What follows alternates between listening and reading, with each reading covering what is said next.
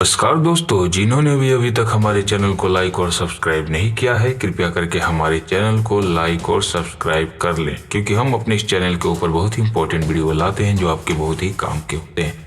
तो दोस्तों, आज हम बात करते हैं बिहार में 2 विधानसभा सीटों पर हुए उपचुनाव के साथ ही आगे की राजनीति सजने लगी है। गोपालगंज और मोकामा के इन 2 सीटों के परिणामों ने सभी को सोचने पर मजबूर कर दिया है। भले ही वहां राजद और भाजपा ने अपनी सीटें बरकरार रखी है, लेकिन वोटों के अंतर ने कई संभावनाओं को जन्म दे दिया है।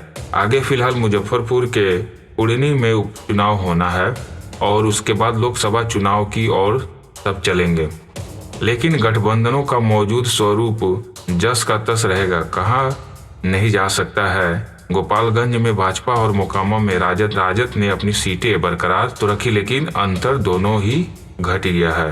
गोपालगंज में लगभग 1800 वोटों से राजद की हार हुई, जबकि पिछली बार भाजपा लगभग 30,000 वोटों से जीती थी। गोपालगंज सीट राजद को मिल सकती थी, लेकिन उसका माई समीकरण दरक गया।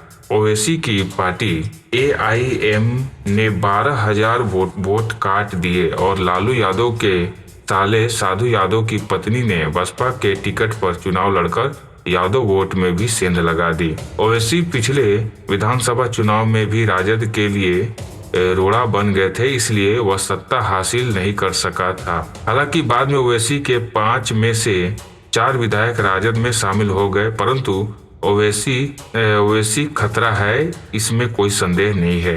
राजद भी इसे महसूस कर रहा है, क्योंकि ओवैसी भले ना जीते परंतु उसका लाभ भाजपा को मिल सकता है और जदयू से अलग होने से हुए नुकसान की भरपाई भाजपा इस कार्ड से करेगी। अभी कुढ़नी विधानसभा क्षेत्र में 5 दिसंबर को उपचुनाव होने हैं। यह सीट राजद की है और इसे जीते विधायक अनिल साहनी की सदस्यता रद्द हो गई है। कारण, जब वे राज्यसभा सदस्य थे तो गलत बिल देकर उन्होंने कई लाभ लिए थे। राजद और जदयू दोनों की दावेदारी इस सीट पर है। गोपालगंज और मोकामा की सीट राजद लड़ रहा था, इसलिए जदयू की चाहत इस सीट पर लड़ने की है, लेकिन राजद की सीट होने के कारण उसकी दावेदारी तगड़ी है। इस सीट पर विकासशील इंसान पार्टी भी दावेदार है। भाजपा से ठुकराए जाने के बाद VIP के मुकेश सहनी महागठबंधन से तगड़े से सट गए थे। मोकामा और गोपालगंज चुनाव में दमखम के बाद राजद की ओर से डटे थे, अब पहले ही ताल ठोक दी है। वे चाहते हैं कि महागठबंधन उन्हें वही सीट दे दे। इस सीट के मुकेश सहनी के स्वयं लड़ने की भी चर्चा है, लेकिन वह स्वयं न लड़कर किसी और को लड़ाना चाहते हैं। बहरहाल मुकेश सहनी ने मुकाबला पहले ही त्रिकोणीय बनाने की कोशिश कर दी है। इधर चिराग पासवान अब NDA के साथ लगभग जुड़ ही गए हैं।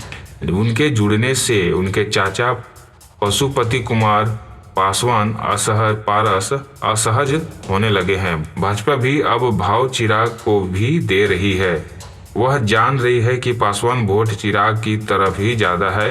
लोकसभा चुनाव को लेकर भी दोनों में बहुत कुछ हो चुका है। संभव है कि चिराग को जमुई के साथ साथ हाजीपुर सीट भी मिल जाए। ऐसे में पारस का भाजपा के साथ बने रहना मुश्किल होगा। भाजपा अब उन्हें नहीं पूछ रही है, इसलिए भविष्य में वे महागठबंधन के साथ खड़े नजर आए तो कोई आश्चर्य नहीं होगा। चिराग के सामने चाचा को खड़े रहने के साथ महागठबंधन गुरेज भी नहीं करेगा, यानी आगामी राजनीति कई नए प्रकार के समीकरणों को जन्म दे सकती है। देखना होगा कि आगे क्या होगा। तो दोस्तों, इस तरह के इंफॉर्मेशन वीडियो के लिए हमारे चैनल को लाइक और सब्सक्राइब करना ना भूले। धन्यवाद।